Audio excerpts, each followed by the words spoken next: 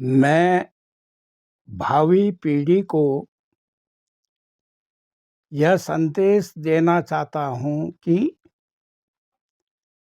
अपने जीवन में किसी को बिना जुर्म सिद्ध किए उसे दंड न देना।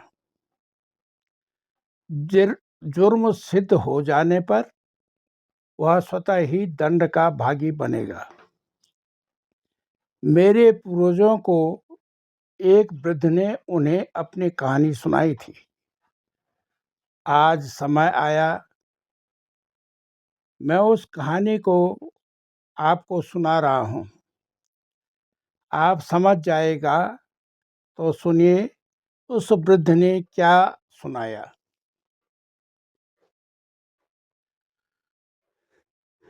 मैं अपने गांव में था।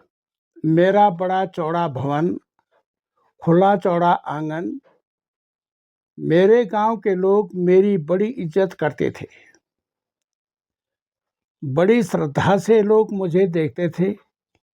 जब भी लोग अपने घरों से अपने कार्य सिद्धि के लिए निकलते, वे मेरे चरण छूना नहीं भूलते। मैं भी उनकी बातें सुनता। मेरी आयु बड़ी थी, इस सबब से लोग मुझसे सलाह लेने आते। वापसी में भी वे मेरे चरण छूना न भूलते। कोई त्योहार ऐसा नहीं छूटता जिसमें वे अपने मंगल कार्यों के दिन बनाया प्रसाद, पकौड़ी, पिंजरी मेरे लिए न लाते।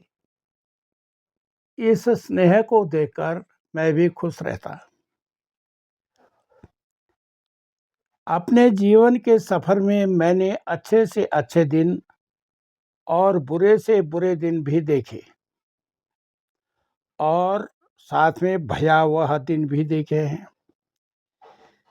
मेरे ही सामने मेरे आंगन में भजन कीर्तन जगराते माँ गौरा के नाम पर होते, सुनकर बड़ा आनंद आता है।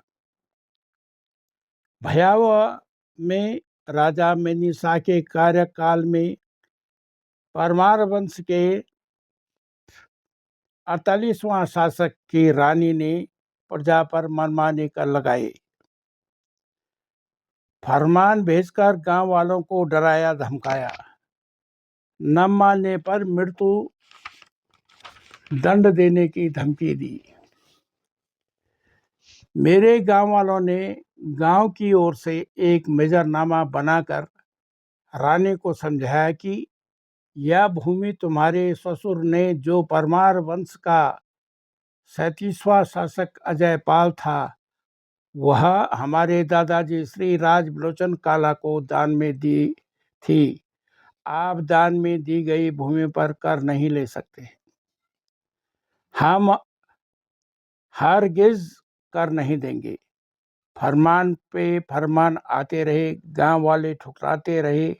अंततः रानी ने मृत्युदंड का फरमान व कर्मचारी यहाँ भेजे।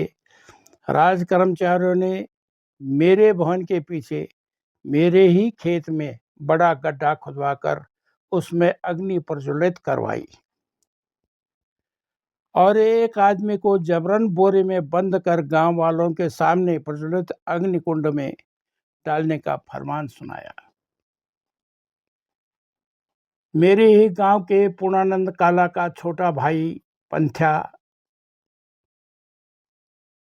जो 14 वर्ष के अल्प आयु में आत्मोत्सर्ग कर गया, उसके वो देखते ही उसकी चाची भद्रा देवी व सहेली कीर्ति ने 9 वर्ष के आयु में आत्मोत्सर्ग कर लिया था। मैंने गणरेशों के क्रूर काल के किस्से भी सुने थे। फिर सन 1790 में गोरखाओं का युद्ध भी देखा। इस युद्ध में मेरे ही सामने ही वजीरों का कोठा गोरखाओं ने जला दिया। पूरे 12 वर्ष गढ़वाल पर गोरखाओं का राज रहा। मैंने अपने जीवन काल में 11 बंदोबस्त यानी भूमि की नाप होते देखे। इन बंदोबस्तों में मेरे गांव की भूमि दक्षिण दिशा में श्यारमल्ला तोक, तोक माने क्षेत्र, तक थी, जिससे बटाई पर कुछ खेत चढ़गांव वालों को दे रखी थी।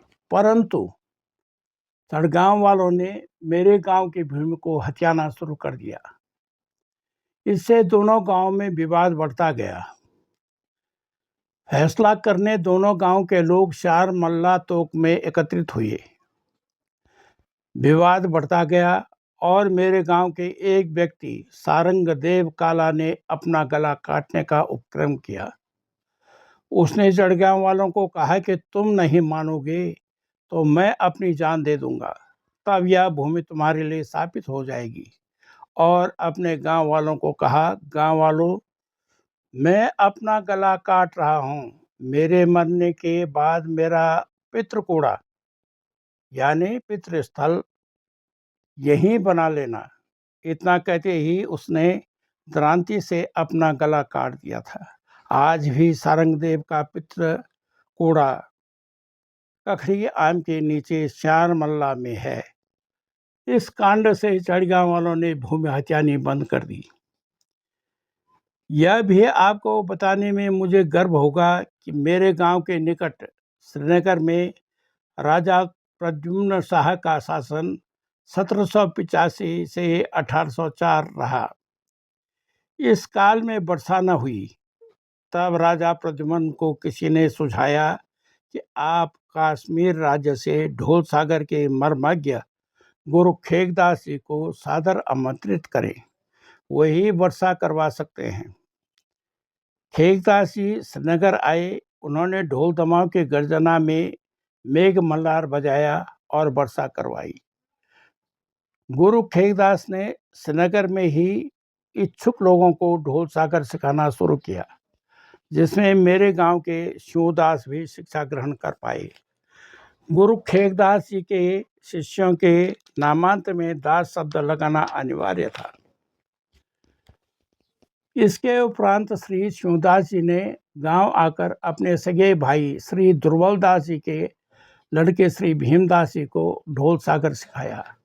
भीमदास से एक वर्ष छोटे भुला प्यारदास को भी सिखाया।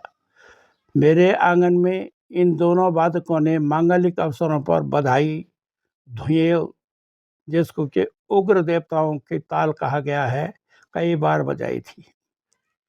मैं भावी पीढ़ी को यह भी बताना चाहूँगा कि मैंने जागरियों को झारखंड ताल में जागर लगाकर आत्महत्या के रणभूतों को गांव के लोगों पर अवतरित करवाते देखा है। मैं अपनी अंतरात्मा से उन ग्राम वासियों की प्रशंसा करूंगा जिन्होंने आर्थिक तंगी होते हुए भी अपने श्रमदान से मेरा भवन बनवाया। जब मेरा भवन बन गया था तब मेरे आंगन के नीचे की तरफ रास्ते में पशु भैंसे की रस्सी बांध दी जाती थी। भैंसा असिंगी गांव वाले लाते थे। इसी रास्ते में पशु बलि दी जाती थी। समय गुजरता गया और सन 1912 में मेरे ही आंगन में पहली बार श्रीमद् देवी भागवत शुरू हुई। सर्वप्रथम भागवत करने वाले व्यास गद्य पर बलोड़ी ग्राम के मूसो पंडित जी ने कथा की थी। साथ साथ पशु बलि चलती रही। सन 1939 में मेरे गांव के राय बहादुर डॉक्टर भोलादत्त काला के प्रस्ताव पर पशु बलि बंद कर दी गई। तब से यज्ञ व देवी भागवत में श्रीफल की बलि देने का रिवाज रहा। मेरे जीवन के बड़े अच्छे दिन चल रहे थे, फिर न जाने मुझ पर किसकी बुरी नज़र लग गई। सन 2024 को 12 जुलाई को मेरे ऊपर श्यामत आ गई। कुछ नेपाली आए, उन्होंने अपने हथियारों से मुझे मारना शुरू कर दिया। मेरे अंग अंग तोड़े। गांव देखता रहा। गांव के कुछ लोगों की सह पर यह उग्र तांडव हो रहा था। आखिर 45वें दिन शाम 4 बजे मुझे मृत्युदंड देकर बिना जुर्म के फांसी दी गई। मेरी आत्मा भी सोचती है कि ऐसा मेरा क्या जुर्म था या प्रारब्ध रहा हो जो इस कदर मुझे फांसी हुई। लो देख लो, मैं भी कितना पागल हूँ। आप भी सोचते होंगे तब से कहे जा रहा है, न इसने वृद्ध का नाम बताया न गांव का। तो भाई उसके गांव का नाम है सुमाड़ी। यह नाम किसने रखा, कब रखा, मुझे तो ज्ञात नहीं। मैंने भी जब से होश संभाला तब से यही नाम सुनते आया हूँ। परंतु एक बात तो माननी पड़ेगी कि जिसने भी यह नाम रखा होगा, बहुत शोध करने के बाद यह नाम रखा होगा, क्योंकि इसके तीनों अक्षर अपने अंदर गूढ़ अर्थ संजोए बैठे हैं, जो कि श्रीमद् भागवत पुराण सम्मत हैं। पहला अक्षर सौ से सदाचार, जहाँ सदाचार वाले हों। ऊ की मात्रा लगने से सुब्रत, जहाँ उत्तम व्रतधारी हों तथा जहाँ सुंदर आचरण वाले हों। दूसरा अक्षर मौ से महाकर्ता, जिसका जन्म विराट ब्रह्मांड की सृष्टि के समय हुआ, यानी गोलक्ष पर्वत का जन्म हुआ। तीसरा अक्षर ड से डम डुम डुम निनाद मंड मरोयम, वे गोलक्षेश्वर महादेव जिन्होंने डमरू के डम डम शब्दों से मंडित प्रचंड तांडव जहाँ किया हो। डो से ही दूसरा अर्थ जहाँ डामरी का निवास स्थान हो, अर्थात डामरी तंत्र शास्त्र की अधिष्ठात्री देवी की अखंड ज्योति जलती हो। तीसरा अर्थ डो पर ई की मात्रा लगाने पर डिम्भा, जहाँ भगवती के बाल रूपों की पूजा होती हो, जहाँ उनका निवास हो। इतिहास साक्षी है, परवान वंश का संस्थापक कनकपाल गब्बरपाड़ से अपने साथ अपनी इष्ट देवी अंबिका जी का विग्रह अपने साथ बद्रीनाथ यात्रा पर लाया था। वह संवत 745 में चांदपुर गढ़ी की गद्दी पर बैठा था। उसके वंश में जन्मे 17वीं पीढ़ी के शासक अजयपाल ने अपनी राजधानी चांदपुर गढ़ी से सन 1512 में देवलगढ़ स्थानांतरित कर दी थी। चांदपुरगढ़ से आते समय वह अंबाजी के विग्रह के साथ सुमाड़ी के मेरे ही खेत में एक रात के लिए विश्राम किया था। तब से मेरे ही भवन में ज्योति की पूजा अर्चना होते चली आई है। समय ने ऐसा भी दिखाया कि गांव के जिन लोगों के मकान मेरे आसपास थे, उन्होंने मेरी जगह हथिया ली। मेरे आंगन में औजी जो ढोल वादक आते थे, वह भी कब्जा लिया। मेरे मकान का जो कोना था, उसमें मेरे छत की पणधार पड़ती थी, उस कोने को भी कब्जा लिया। जिस गांव को मैं अपना समझता था, उनके सैनिकों ने भी मेरे हक में कुछ नहीं कहा। अब आपके द्वारा सोचे गए प्रश्न का उत्तर देने का समय आ गया। जो मेरे नाम का था, जो वृद्ध के नाम का था, तो माफ़ करना, मेरा नाम है पटगान।